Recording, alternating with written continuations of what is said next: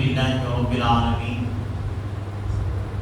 والصلاة والسلام على سيد الأنبياء وأشرف المرسلين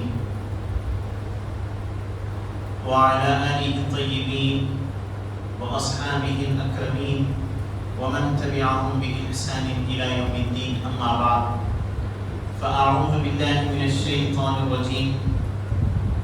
بسم الله الرحمن الرحيم. إن الله وملائكته يصلون على النبي يا أيها الذين آمنوا صلوا عليه وسلموا تسليما. اللهم صل على سيدنا ونبينا ومولانا محمد وعلى آله وصحبه أفضل صلواتك وعدد معلوماتك وبارك وسلم. معزز و محترم سامعین کرام، اللہ رب العزت کا بے انتہا فضل و کرم ہے کہ اس نے ہم تمام کو نبی آخر الزمان جناب محمد رسول اللہ صلی اللہ علیہ وسلم کی امت باسعادت میں پیدا فرمایا اور دین اسلام کے احکامات کو سمجھنے کی توفیق عنایت فرمائی اور اسی سلسلے میں درس حدیث و فقہ کو سماعت کرنے کی توفیق عطا فرمائی. معزز سامعین، گزشتہ ہم نے نماز کی فضیلت کو حدیث کے عنوان میں ہم نے احادیث کو سماعت کیا تھا اور فقہ میں ہم نے نماز کا وقت یعنی کون سی نماز کا وقت کب شروع ہوتا ہے اور کب ختم ہوتا ہے اس کو ہم نے سماعت کیا. اور وقت صلاۃ کے بارے میں جو حدیثیں آئی ہیں ان کو بھی ہم انشاءاللہ تعالی شامل کریں گے. پھر اس کے بعد جو نماز کا طریقہ ہے، جس طریقے سے ہم نماز ادا کرتے ہیں، شریعت مطہرہ کا جو طریقہ ہے اس طریقے کو فقہ میں جو بیان کیا گیا اس کو بھی سماعت کریں گے اور اس کی تائید میں جو احادیث آئی ہیں جو حضور علیہ الصلاۃ والتسلیم کا عمل مبارک ہے اس کو بھی ہم انشاءاللہ تعالی احادیث کو ہم شامل کریں گے. فضیلت نماز کا بیان. فضیلت نماز کے بارے میں گزشتہ بھی ہم نے سماعت کیا. نفل نمازوں کی فضیلت، سنت نمازوں کی فضیلت، فرض نمازوں کی فضیلت، اس کے بارے میں ہم نے مختصر گزشتہ نشست میں سماعت کیا. آئیے تفصیل کے ساتھ احادیث کو آج کی نشست میں ہم شامل کرتے ہیں. حضرت انس بن مالک رضی اللہ تعالیٰ عنہ بیان کرتے ہیں کہ نبی کریم صلی اللہ علیہ وسلم نے فرمایا، شب معراج اللہ تعالیٰ نے میری امت پر 50 نمازیں فرض کی تو میں ان نمازوں کے ساتھ واپس آیا یہاں تک کہ میں حضرت موسیٰ علیہ السلام کے پاس سے گزرا تو انہوں نے کہا کہ اللہ تعالیٰ نے آپ پر آپ کی امت کے لیے کیا فرض کیا ہے. میں نے کہا اللہ تعالیٰ نے 50 نمازیں فرض کی ہے. انہوں نے کہا کہ اپنے رب کی طرف واپس جائیے کیونکہ آپ کی امت اس کی طاقت نہیں رکھتی. بس انہوں نے مجھے واپس لوٹا دیا. میری درخواست پر یعنی حضور کی درخواست پر اللہ تعالیٰ نے ان کا ایک حصہ کم کر دیا، یعنی 5 نمازوں 50 جا کر 45 ہو گئی. میں حضرت موسیٰ علیہ الصلاۃ والتسلیم کی طرف واپس گیا اور کہا کہ اللہ تعالیٰ نے ایک حصہ کم کر دیا ہے. انہوں نے کہا اپنے رب کی طرف پھر جائیے کیونکہ آپ کی امت میں ان کی طاقت نہیں ہے. بس میں واپس گیا تو اللہ تعالیٰ نے ان کا ایک حصہ اور کم کر دیا. میں ان کی طرف آیا تو انہوں نے پھر کہا کہ اپنے رب کی طرف جائیے کیونکہ آپ کی امت میں ان کی طاقت بھی نہیں ہے. میں واپس لوٹا تو اللہ تعالیٰ نے فرمایا یہ ظاہراً 5 نمازیں ہیں لیکن ثواب کے اعتبار سے 50 کے برابر ہے. میرے نزدیک بات تبدیل نہیں ہوا کرتی ہے. میں حضرت موسیٰ علیہ الصلاۃ والتسلیم کے پاس آیا تو انہوں نے کہا اپنے رب کی طرف جائیے اور مزید کمی کی درخواست کریں، یعنی 5 میں بھی اور تخفیف کرنے کی گزارش کریں. میں نے کہا مجھے اب میرے رب سے حیا آتی ہے۔ پھر حضرت جبرائیل علیہ السلام مجھے لے چلے یہاں تک کہ سدرۃ المنتہا پر پہنچے، جس کو مختلف رنگوں نے ڈھانپ رکھا تھا، نہیں معلوم کہ وہ کیا ہیں۔ پھر مجھے جنت میں داخل کیا گیا جس میں موتیوں کے ہار ہیں اور اس کی مٹی مشک ہے۔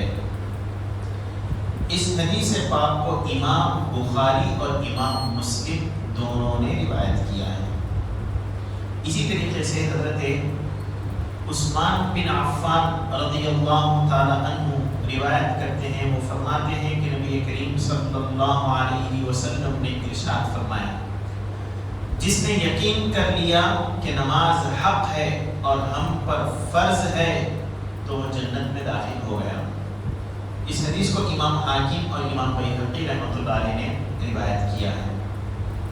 اسی طریقے سے حضرت ابو امامہ رضی اللہ تعالی عنہ روایت فرماتے ہیں کہ میں نے نبی کریم صلی اللہ علیہ وسلم سے سنا، آپ صلی اللہ علیہ وسلم نے حجۃ الوداع کے موقع پر خطاب کرتے ہوئے فرمایا، اپنے رب سے ڈرو، اپنی پانچوں نمازیں ادا کرتے رہو اور اپنے مہینے یعنی رمضان المبارک کے روزے رکھا کرو اور اپنے اموال کی زکوٰۃ دیا کرو اور اپنے اولو الامر کی اطاعت کرو، یعنی اولو الامر ہے تم میں جو فیصلے والے لوگ ہیں ان کی اطاعت کیا کرو، تو تم ان کے اس کے صلے میں اپنے پروردگار کی جنت میں داخل ہو جاؤ گے۔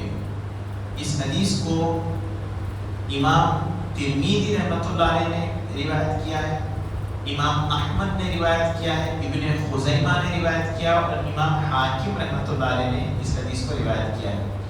امام ترمذی رحمۃ اللہ علیہ نے ارشاد فرمایا کہ یہ حدیث حسن صحیح ہے۔ اسی طریقے سے حضرت ابو امامہ رضی اللہ تعالیٰ عنہ سے ہی مروی ہے، وہ فرماتے ہیں کہ میں نے حضور نبی کریم صلی اللہ علیہ وسلم سے سنا، آپ صلی اللہ علیہ وسلم نے فرمایا، اے لوگو جان لو کہ میرے بعد کوئی نبی نہیں اور نہ ہی تمہارے بعد کوئی امت ہے، خبردار صرف اپنے رب کی ہی عبادت کرو اور اپنی 5 فرض نمازیں ادا کرو اور اپنے ماہ یعنی رمضان المبارک کے روزے رکھو، دلی رضامندی کے ساتھ اپنے اموال کی زکوٰۃ ادا کرو اور اپنے عادل حکمرانوں کی اطاعت کرو، تو تم اپنے رب کی جنت میں داخل ہو جاؤ گے۔ اس کو امام طبرانی اور ابن عاصم نے اس کو روایت کیا ہے۔ اسی طریقے سے حضرت عبادہ بن صامت رضی اللہ تعالیٰ عنہ سے روایت ہے، انہوں نے بیان کیا کہ میں نے نبی کریم صلی اللہ علیہ وسلم سے سنا، آپ صلی اللہ علیہ وسلم نے فرمایا، 5 نمازیں ہیں جن کو اللہ تعالیٰ نے اپنے بندوں پر فرض قرار دیا ہے، جس نے ان نمازوں کو بہترین وضو کے ساتھ ان کے مقررہ اوقات پر ادا کیا اور ان نمازوں کو رکوع، سجود اور کامل خشوع سے ادا کیا، تو ایسے شخص سے اللہ تعالیٰ کا وعدہ ہے کہ اس کی مغفرت فرما دے، اور جس نے ایسا نہیں کیا یعنی نمازیں ہی نہ پڑھی یا نمازیں اچھی طریقے سے نہ پڑھی، تو ایسے شخص کے لیے اللہ تعالیٰ کا کوئی وعدہ نہیں ہے، اگر چاہے تو اس کی مغفرت فرمائے اور چاہے تو اس کو عذاب میں مبتلا کرے۔ اس کو ابو داؤد، امام احمد بن حنبل رحمۃ اللہ علیہ اور امام بیہقی اور امام طبرانی نے اس کو روایت کیا ہے۔ ایک اور حدیث ہم شامل کرتے ہیں، حضرت ابو ذر غفاری رضی اللہ تعالی عنہ سے روایت ہے کہ حضور نبی کریم صلی اللہ علیہ وسلم سرما کے موسم میں جب پتے یعنی درخت سے گر رہے تھے، پتجھڑ کا موسم، باہر تشریف لائے، آپ صلی اللہ علیہ وسلم نے ایک درخت کی 2 شاخوں کو پکڑ لیا۔ حضرت ابو ذر غفاری رضی اللہ تعالیٰ عنہ فرماتے ہیں کہ شاخ سے پتے گرنے لگے۔ راوی کہتے ہیں کہ حضور نبی کریم صلی اللہ علیہ وسلم نے پکارا، اے ابو ذر میں نے عرض کیا لبیک یا رسول اللہ. حضور علیہ الصلوۃ والتسلیم نے فرمایا مسلمان بندہ جب نماز اس مقصد سے پڑھتا ہے کہ اللہ تعالیٰ کی رضامندی حاصل ہو جائے، اللہ کو راضی کرنے کے خاطر نماز پڑھتا ہے، تو اس کے گناہ اسی طرح جھڑ جاتے ہیں جس طرح یہ پتے درخت سے جھڑتے رہتے ہیں. اس حدیث کو امام احمد نے حسن سند کے ساتھ ذکر کیا ہے. حضرت حسن رضی اللہ تعالیٰ عنہ سے روایت ہے کہ حضور نبی کریم صلی اللہ علیہ وسلم نے فرمایا نمازی کے لیے 3 خصلتیں ہیں. ایک یہ کہ اس کے دونوں قدموں سے لے کر سر تک رحمت الہی نازل ہوتی رہتی ہے، اور دوسرا یہ کہ ملائکہ اس کے دونوں قدموں سے لے کر آسمان تک گھیرے ہوئے رہتے ہیں، اور تیسری خصلت یہ کہ ندا کرنے والا ندا کرتا رہتا ہے کہ اگر مناجات کرنے والا یعنی نماز پڑھنے والا یہ جان لیتا کہ وہ کس سے راز و نیاز کی باتیں کر رہا ہے تو وہ نماز سے کبھی واپس نہ پلٹتا. یہ 3 خصلتیں نمازی کی بیان کی ہیں. اس کو عبدالرزاق نے محدث عبدالرزاق نے اس کو روایت کیا ہے.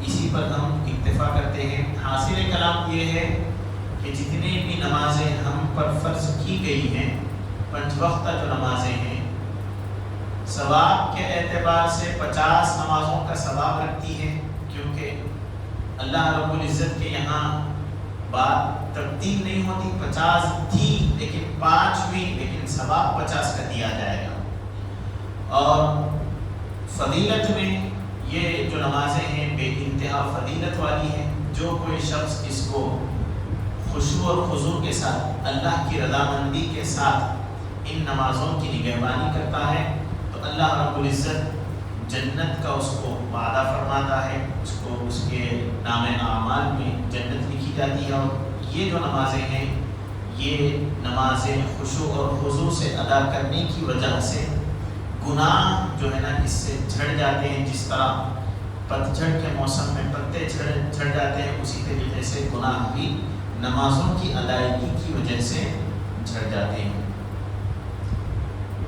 حضرت انس بن مالک رضی اللہ تعالی عنہ نے حضور نبی کریم صلی اللہ علیہ وسلم سے روایت کیا.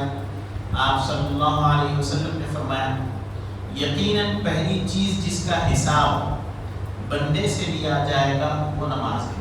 یعنی خبر میں سب سے پہلے یا حشر کے میدان میں سب سے پہلے کسی چیز کا حساب و کتاب ہوگا، سب سے پہلے ہوگا تو وہ نماز ہے. بس اگر نماز درست ہوگی تو بندے کے جملہ اعمال درست ہوں گے، اور نماز درست نہ ہوئی تو دوسرے تمام اعمال بھی درست نہیں ہوں گے. اس حدیث کو امام طبرانی رحمۃ اللہ علیہ نے روایت کیا ہے. کہتے ہیں نا ایک کوشچن ایسا ہے جس کو اٹیمپٹ کرنا لازم ہے. اگر وہ اٹیمپٹ کیا تو پاس، ورنہ فیل وہ نماز ہے. یعنی یہ ہر حالت میں ادا کرنی ہے. بیمار ہے تب بھی ادا کرنا ہے، بستر پر لیٹے ہوئے ہیں طاقت نہیں ہے تب بھی ادا کرنا ہے. لیٹ کر پڑھنے کا حکم ہے، لیٹ کر پڑھنے میں بھی دشواری ہے تو اشاروں سے پڑھنے کا حکم ہے. حرکت نہیں کر سکتے بالکل جسم کے اعضاء سے تو اشاروں سے پڑھنے کا حکم ہے، مگر پڑھنا ہے. سوائے حالت جنون یعنی مجنون حالت جو ہوتی ہے، جو دیوانہ پن جو طاری ہو جاتا ہے، ان مجنون حالت جنون جب تک ہے نماز معاف ہے، اس کے علاوہ معاف نہیں ہے. اسی پر اتفاق کرتے ہیں. فقہ میں ہم نے گزشتہ اوقات نماز کے بارے میں ہم نے سماعت کیا اور چند تنبیہات کو بھی ہم نے سماعت کیا. مختصر میں آپ کو بتا دیتا ہوں. فجر کا وقت جو ہے جو شروع ہو رہا ہے صبح صادق سے شروع ہوتا ہے اور کنارے آفتاب کے طلوع ہونے تک رہتا ہے. یعنی سورج کا جو کنارہ ہوتا ہے وہ کنارہ نکلنے تک فجر کا وقت رہتا ہے. سورج کی جو روشنی پھیل جاتی ہے، روشنی کے شروع ہونے سے فجر کا وقت شروع ہوتا ہے، سورج کا کنارہ نکلتے ہی وقت ختم ہو جاتا ہے. اب اس کے بعد ظہر کا وقت فی الفور شروع نہیں ہوتا، یہ ہم نے سماعت کیا. ظہر کا وقت زوال کے بعد شروع ہوتا ہے اور سایہ 2 مثل ہونے تک رہتا ہے. سایہ اصلی کے علاوہ سایہ 2 مثل تک رہتا ہے. سایہ اصلی کیا ہے، سایہ 2 مثل کیا ہے، ہم نے گزشتہ سماعت کیا. جیسے ہی ظہر کا وقت ختم ہوتا ہے عصر کا شروع ہوتا ہے اور مغرب کے وقت کی ابتدا تک رہتا ہے. مغرب کا وقت آفتاب غروب ہونے کے بعد شروع ہوتا ہے، یعنی سورج غروب ہونے کے بعد شروع ہوتا ہے اور سفیدی غائب ہونے تک رہتا ہے. یہ ہم نے گزشتہ سماعت کیا. پھر جیسے ہی مغرب کا وقت ختم ہوتا ہے عشاء کا وقت شروع ہوتا ہے اور عشاء کا وقت کب ختم ہوتا ہے، فجر کی ابتدا تک عشاء کا وقت رہتا ہے. تو سوائے فجر اور ظہر کے درمیانی وقت کے علاوہ ہر وقت دوسرے وقت کے ساتھ ملا ہوا ہے. ظہر ختم ہوتے ہی عصر شروع، عصر ختم ہوتے ہی مغرب شروع، مغرب ختم ہوتے ہی عشاء شروع، عشاء ختم ہوتے ہی فجر شروع. لیکن فجر ختم ہوتے ہی ظہر شروع نہیں ہوتی ہے. یہ ہم نے گزشتہ نشست میں سماعت کیا. اب دیکھیے تنبیہات بیان کیے جا رہے ہیں. آفتاب کے زرد ہو جانے تک یعنی پیلا ہو جانے تک نماز عصر میں اور ستاروں کا اچھی طرح نکل جانے تک نماز مغرب میں اور آدھی رات سے زیادہ تک نماز عشاء میں بغیر کسی عذر کے تاخیر کرنا یعنی دیر کرنا مکروہ تحریمی ہے. عصر میں مکروہ تحریمی کب تک ہے؟ عصر میں زرد یعنی پیلا پن آ جانا، سورج میں پیلا پن آ جائے، آفتاب کے زرد ہو جانے تک تاخیر کرنے میں نہیں کرنا چاہیے عصر کے وقت میں اتنی دیر تک. اور ستاروں کے اچھی طرح نکل آنے تک نماز مغرب میں اور آدھی رات سے زیادہ تک نماز عشاء میں تاخیر کرنا مکروہ تحریمی ہے. گزشتہ یہ بھی سوال کیا گیا تھا کہ مکروہ اوقات یعنی وہ اوقات جن میں نماز نہیں پڑھنی چاہیے اس کے بارے میں بتائیں. تو ہم نے کہا تھا کہ آگے آئے گا لیکن مختصراً ہم نے وہ بھی بتا دیا. 3 اوقات بتائے گئے تھے کہ یہ مکروہ ہے، ان میں نفل نماز نہیں پڑھنی چاہیے. اب ان کے بارے میں بیان کیا جا رہا ہے. اوقات ممنوعہ وہ اوقات جن میں نماز پڑھنا منع ہے، یہ 3 ہیں جیسا کہ ہم نے گزشتہ سماعت کیا. آفتاب نکلتے وقت یعنی سورج نکلتے وقت. نمبر 2 ٹھیک دوپہر کے وقت. نمبر 3 آفتاب ڈوبتے وقت. یہاں تک کہ آفتاب بقدر نیزہ بلند نہ ہو، ایک نیزے تک بلند نہ ہو تب تک جو ہے نا یہ مکروہ وقت رہتا ہے.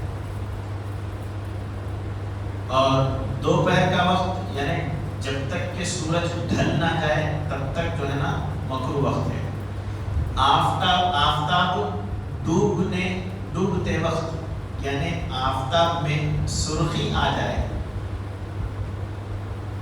سرخی آ جانے کے بعد سے غروب ہو جانے تک لالی آ جاتی ہے جو سورج میں، وہ لالی سے غروب ہونے تک یہ وقت جو ہے نا ممنوع وقت ہے. یعنی ان اوقات میں نوافل ادا نہیں کرنا چاہیے، نفل نمازیں یا پھر سجدہ. اب ان کی فہرست بیان کی جا رہی ہے. لیکن اسی دن کی نماز عصر آفتاب ڈوبتے وقت بھی مکروہ تحریمی کے ساتھ جائز ہے، پڑھ سکتے اسی دن کی نماز عصر. یہ بہتر ہے قضا سے، قضا کرنے سے تو بہتر ہے. نیز نماز جنازہ کا شروع کرنا بشرطے کہ جنازہ انہی وقتوں میں سے کسی وقت میں آیا ہو بغیر کسی کراہت کے درست ہے. یعنی نماز جنازہ شروع کرنا پڑھنا اسی وقت میں اگر نماز جنازہ آیا یعنی انہی ممنوع اوقات میں آیا ہے تو بغیر کسی کراہت کے پڑھنا صحیح ہے. اوقات مکروہہ، اوقات ذیل میں نوافل کا ادا کرنا مکروہ ہے. یعنی اوقات ذیل میں نفل نمازوں کا ادا کرنا مکروہ ہے. اب وہ کون کون سے ہیں؟ اس میں نفل سے مراد سنت اور نوافل دونوں.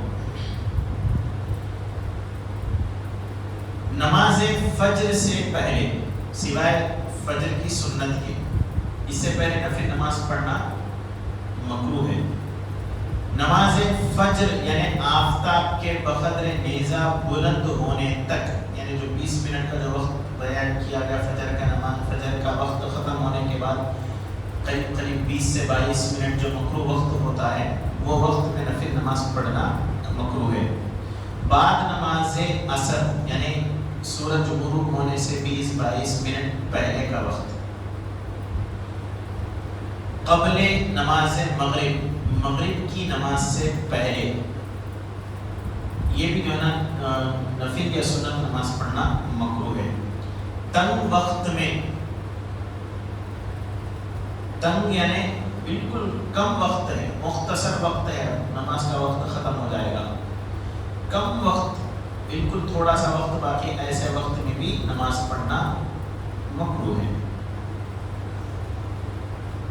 اوقات فرض کے وقت یعنی فرض نماز کا وقت ہے، ہم نفل نمازیں پڑھ رہے ہیں لیکن نماز فجر میں اگر جماعت کے فوت ہو جانے کا خوف نہ ہو تو سنت فجر کا پڑھ لینا مکروہ نہیں ہے.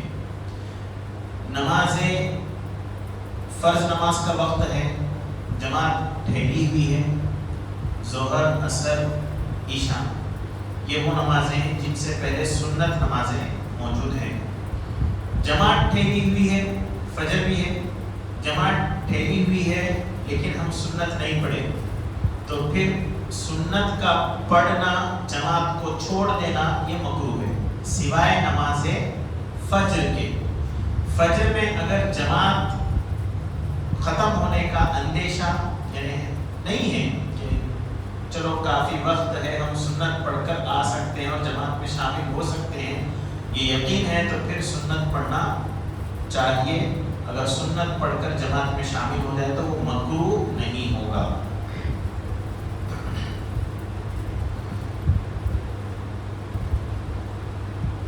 خطبوں کے وقت جب خطبہ دیا جاتا ہے، جمعہ کے دن ہو یا عیدین کا خطبہ، اس دوران خطبے کے دوران اگر کوئی شخص نماز پڑھ رہا ہے چاہے سنت ہو یا نفل ہو وہ مکروہ ہے. اس بات کا خاص طور سے لحاظ رکھنا چاہیے. نماز عید کے قبل یعنی گھر میں خواہ عیدگاہ میں نماز عید سے پہلے گھر میں ہو یا عیدگاہ میں ہو نماز پڑھنا مکروہ ہے. نماز عیدین کے بعد صرف عیدگاہ میں عید کی نماز پڑھنے کے بعد عیدگاہ میں نماز پڑھنا سنت یا نفل. یا بات سنت و نوافل کی چل رہی ہے، فرائض کی نہیں، فرائض اور قضا کی نہیں ہے، سنت و نوافل کی چل رہی ہے. سنت نماز یا نفل نماز عید کی نماز سے پہلے پڑھنا چاہے گھر میں ہو یا پھر عیدگاہ میں ہو مکروہ ہے، اور عید کی نماز کے بعد سنت یا نفل نماز پڑھنا یہ مکروہ ہے. عرفات و مزدلفہ میں دو فرض نمازوں کے درمیان میں بھی سنت و نوافل کا پڑھنا یہ مکروہ ہے. عرفات و مزدلفہ اس کی تھوڑی سی وضاحت میں آپ کو بتا دیتا ہوں.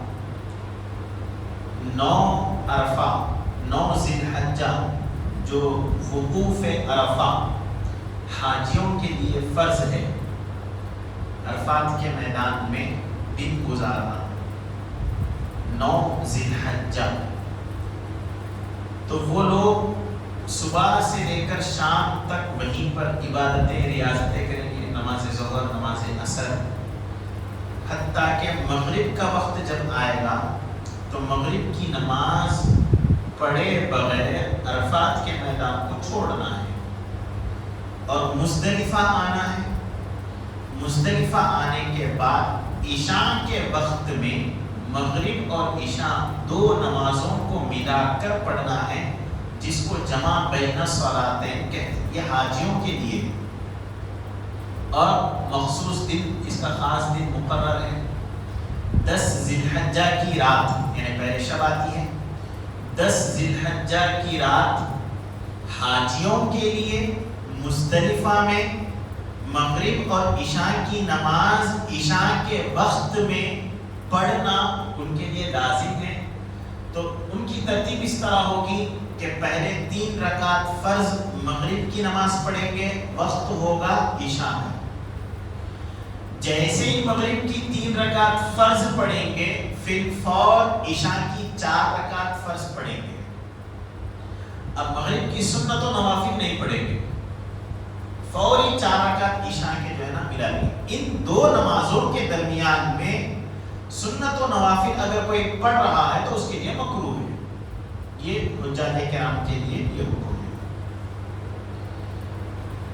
یہ مکروہ اوقات تھے جو جن میں نفل نمازیں نہیں پڑھنا چاہیے یا سنت نمازیں نہیں پڑھنا چاہیے، اس کی تفصیل بیان کی گئی. اب اوقات ذیل میں فرض، واجب و نفل ہر قسم کی نماز کا ادا کرنا مکروہ ہے. فرض ہو یا واجب ہو یا نفل ہو یا پھر قضا ہو یا پھر سجدہ شکر ہو، ہر قسم کی نماز جس کا ادا کرنا مکروہ ہے وہ بیان کیا جا رہا ہے. پیشاب یا پاخانے کی حاجت ہے، اس وقت جو ہے نا نماز ادا کر رہے ہیں، تو ایسے وقت نماز ادا کرنا مکروہ ہے. یعنی پہلے قضائے حاجت سے فارغ ہو جانا چاہیے، پھر اس کے بعد اطمینان کے ساتھ نماز ادا کرنا چاہیے. ہوا نکلنے کی ضرورت ہے، یعنی اب ہوا خارج ہوگی اور اس کو روک کر رکھ رہے ہیں اور نماز پڑھ رہے ہیں تو یہ مکروہ ہے. کھانا سامنے آ جانے کے بعد جبکہ طبیعت کھانے پر راغب ہو تو ایسے وقت بھی نماز پڑھنا مکروہ ہے. یہی حکم ہے ان تمام چیزوں کا جن کی وجہ سے نماز میں دل نہ لگنے کا خوف ہو. نماز میں اگر دل نہ لگنے کا خوف ہے، کوئی کام آ گیا، وہ کام کیے بغیر نماز پڑھیں گے تو نماز میں اس کام کے وسوسے یا پھر نماز میں مکمل طریقے سے دل نہیں لگے گا، وہی کام میں دل ہوگا. تو پہلے وہ کام کر لیں، فارغ ہو جائیں، پھر اس کے بعد نماز پڑھیں. چاہے کھانے کا کام ہو یا پھر کوئی اور کام ہو، تو ہر وہ کام جو نماز سے غفلت میں ڈالتا ہے، یعنی نماز میں وسوسے پیدا کرتا ہے، اس کام کو پہلے کر لیں، پھر اس کے بعد نماز ادا کریں. بہتر یہی ہے کہ نماز کے وقت میں نماز کو رکھیں اور دیگر اوقات جو دوسرے کام بیان کی وہ کام کر لیں. فرض نماز کا جو وقت مساجد میں مقرر ہوتا ہے، اس وقت کوئی دوسری مصروفیت نہیں رکھنا چاہیے. نماز پڑھ لیں، پھر اس کے بعد دوسری مصروفیت میں چلے جائیں. اب یہاں پر جمع بین الصلاتین کے بارے میں بیان کیا جا رہا ہے. انشاءاللہ تعالی ہم آئندہ نشست میں اس کو سماعت کریں گے. مختصر تو ہم نے یہی سماعت کر لیا. جمع بین الصلاتین احناف کے پاس صرف اور صرف ایک ہی مقام پر جائز ہے، مزدلفہ میں عشاء کے وقت مغرب اور عشاء دو ملا کر پڑھنا. یہ حقیقی جمع بین الصلاتین کہلاتا ہے. دوسرا ہے جمع بین الصلاتین سوری، یہ دوسری قسم ہے. مسافر ہے، سفر کی حالت میں ہے، تو وہ بھی دو نمازوں کو ایک جگہ جمع کر سکتا ہے، لیکن اس کے لیے شرط کیا بیان کی گئی ہے؟ شرط یہ ہے کہ کسی نماز کا اختتامی وقت ہو اور پھر اس کے بعد کی نماز کا ابتدائی وقت ہو. سمجھانے کے لیے مثال کے طور پر سفر کر رہے ہیں، ظہر کا وقت آ گیا تو ظہر میں تاخیر کرنا، اتنی تاخیر کرنا، سفر کو جاری رکھنا، اتنی تاخیر کرنا کہ نماز ظہر کا وقت ختم ہونے پر ہو. جب آخری مرحلے نماز ظہر کے ہوں اس وقت نماز ظہر پڑھ لیں، پھر بیٹھ جائیں جیسے ہی نماز عصر کا وقت پھر شروع ہوگا فوری جو ہے نا نماز عصر پڑھیں. اس طرح ہم نے دو نمازوں کو جمع کر لیا. پھر یہ جمع بین الصلاتین سوری کہلاتا ہے. حقیقی تو صرف اور صرف مزدلفہ میں ہے، کیونکہ اب عموماً کیا ہوتا ہے، عموماً لوگ کیا کرتے ہیں، سفر کی حالت میں ہیں، ظہر کے وقت میں ظہر بھی پڑھ لیتے ہیں، عصر بھی پڑھ لیتے ہیں. عصر کا وقت ابھی آیا ہی نہیں لہٰذا عصر پڑھ لیتے ہیں، یا پھر ایسا کرتے ہیں کہ عصر کے وقت ظہر بھی پڑھ لیتے ہیں، عصر بھی کر لیتے ہیں، کہتے ہیں جمع بین الصلاتین. تو جمع بین الصلاتین صرف اور صرف مزدلفہ میں حجاج کے لیے درست ہے، ان کے لیے جائز ہے. باقی جتنی بھی صورتیں ہیں، چاہے جنگ کی حالت ہو یا مسافر ہو یا کوئی اور حالت ہو، جمع بین الصلاتین سوری، جیسا کہ ہم نے بتایا نماز کے اختتامی وقت پر نماز پڑھنا اور نماز کی ابتدائی وقت میں نماز پڑھ لینا، دوسری نماز، یہی درست ہے. اس کے علاوہ جائز نہیں. کیوں؟ اس لیے کہ احناف نے اس مسئلے میں قرآن مجید سے استدلال کیا ہے. قرآن میں اللہ نے ارشاد فرمایا ان الصلاۃ کانت علی المؤمنین کتابا موقوتا، بے شک نماز مقررہ وقت پر مومنین پر فرض کی گئی ہے. ظہر کا وقت آیا تو ہی ظہر پڑھ سکتے، ایڈوانس میں نہیں پڑھ سکتے. اگر ایسا ہوتا تو فجر کے وقت اٹھ کر دن بھر کے پورے 5 نمازیں پڑھ لیتے اور باقی دن پورا جو ہے نا کاروبار میں لگ جاتے. لیکن ایسا نہیں ہے. ظہر کا وقت آیا تو ظہر پڑھنا ہے. کتابہ موقوت ہے، مقررہ وقت جس کو اللہ نے مقرر کیا ہے اسی وقت پر پڑھنا ہے. عصر کا وقت آیا تو عصر ہے، مغرب کا وقت آیا تو مغرب ہے، عشاء کا وقت آیا تو عشاء فرض ہے. اسی طریقے سے جب نماز کا وقت آئے گا تبھی نماز فرض ہوگی. اس سے پہلے ہم ایڈوانس میں ادا نہیں کر سکتے، چاہے مسافر ہو یا پھر مقیم ہو یا پھر جنگ کی حالت میں ہو. تمام حالتوں میں وقت نماز آئے تو ہی ہم ادا کر سکتے ہیں. تو اس کے لیے جو احادیث میں بھی یہ چیز آئی ہے، حضور علیہ الصلوۃ والتسلیم سے یہ منقول ہے کہ حضور نے ایک نماز کے اختتامی وقت پر نماز ادا کیا، پھر تھوڑی دیر موقوف کرنے کے بعد جب دوسرا وقت شروع ہو گیا پھر تب حضور نے دوسری نماز ادا کی، جس کو محدثین ائمہ نے جمع بین الصلاتین کہا ہے. اور اس کو جمع بین الصلاتین کی دوسری قسم بیان کی، وہ قسم ہے سوری. ایک ہے حقیقی، دوسری ہے سوری. حقیقی سوائے مزدلفہ میں حجاج کرام کے علاوہ کسی اور کو جائز نہیں ہے. اگر کوئی شخص سوال کرنا چاہتا ہے تو سوال کر سکتا ہے. عصر کی نماز فرض پڑھ لیے اس کے بعد قضا پڑھ سکتے ہیں نماز؟ عصر کی نماز فرض پڑھنے کے بعد وقت رہتا نا قضا نماز پڑھ سکتے. مکروہ وقت جو ہے نا غروب آفتاب سے کچھ وقت، یعنی میں نے آپ کو بتایا 20 سے 25 منٹ پہلے جو ہے نا شروع ہوتا ہے. سورج غروب ہونے سے 20 یا 25 منٹ پہلے اس وقت جو ہے نا نماز پڑھنے سے منع کیا گیا ہے. عصر کی نماز آپ نے ادا کر لی، اب اس کے بعد کوئی قضا نماز پڑھنا چاہتے ہیں لیکن مکروہ وقت ابھی شروع نہیں ہوا تو آپ پڑھ سکتے ہیں.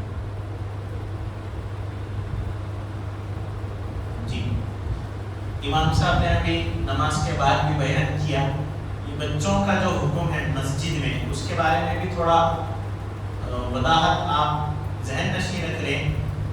اس میں جو فقہاء کرام نے جو بیان کیا ہے وہ حضور علیہ الصلوۃ والتسلیم نے، پہلے تو حدیث پاک ہے، حضور نے بلند آواز دیوانے اور بچوں سے مسجد کو پاک رکھنے کا حکم دیا.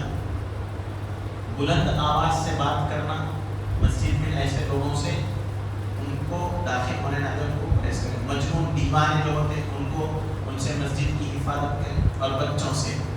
اس کی وجہ کیا ہے؟ وجہ جو فقہاء کرام نے بیان فرمائی، وہ بچے جو بالکل چھوٹے ہیں، پاک صاف صفائی کا جو ہے نا خیال نہیں رکھ سکتے ہیں، پیشاب وغیرہ جو کرتے ہیں، اگر امکان ہے کہ جو ہے نا وہ خود صفائی کا خیال نہیں رکھتے ہیں، پیشاب وغیرہ مسجد میں کر دیں گے، تو ایسے بچوں کو مسجد میں لانا حرام قرار دیا گیا ہے. ایسے بچوں کو مسجد میں نہیں لا سکتے. اتنا یعنی اتنے بڑے ہیں بچے کہ پیشاب وغیرہ کی تو تمیز ہے، وہ مسجد میں نہیں کریں گے، لیکن کیا ہو رہا ہے کہ دوسروں کی نماز کو شور شرابے کے ذریعے فاسد کر رہے ہیں، خراب کر رہے ہیں، کھیل کود کے ذریعے شور شرابے کے ذریعے دوسروں کی نماز میں خلل پیدا کر رہے ہیں. تو ایسے بچوں کا مسجد میں لانا مکروہ تحریمی قرار دیا گیا ہے، یعنی حرام کے قریب ہے.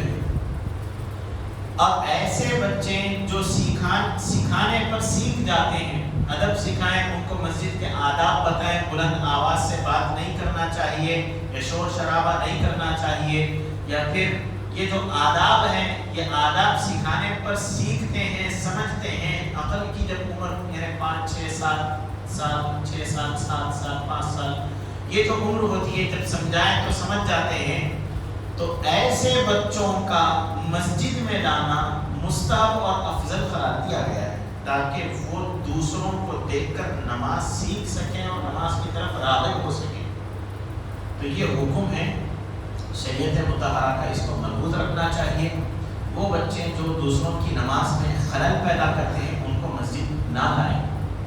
عموماً جو ہے نا بچے کھیلتے رہتے ہیں، چھوٹے ہوتے ہیں، والدین کی ذمہ داری ہے جب وہ ان کے سرپرست ہیں تو ان کو آداب سکھائیں.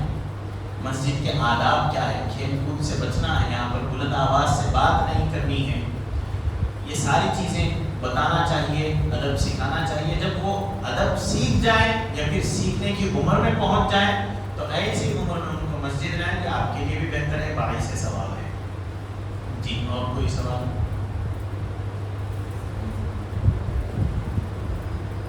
جی سلام سے پہلے چھاتی پر تھوکنا، سلام کے وقت نماز میں چھاتی پر، اس کی کوئی اثر نہیں ہے، ثابت تو نہیں ہے.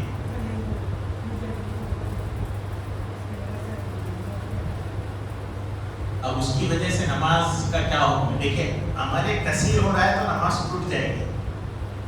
عمل کثیر یعنی 3 حرکت ہو رہے ہیں تو پھر نماز ٹوٹ جائے گی. تو بہتر ہے عمل کثیر ہونے نہ دیں. یعنی چھاتی پر سلام سے پہلے بعض حضرات پھونک لیتے ہیں، پھونک کر سلام کہتے ہیں، ایسا تو کچھ ثابت نہیں ہے. اور اگر عمل کثیر ہو رہا ہے تو پھر اس سے بچنا چاہیے. کتنے مرتبہ؟ 3 مرتبہ پھونکتے ہیں.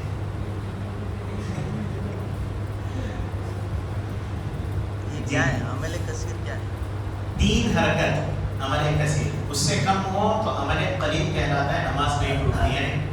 1 حرکت ہاتھ اٹھائے یا 2 ایسا 3 حرکتیں اگر کر لیں تو عمل کثیر کہلاتا ہے.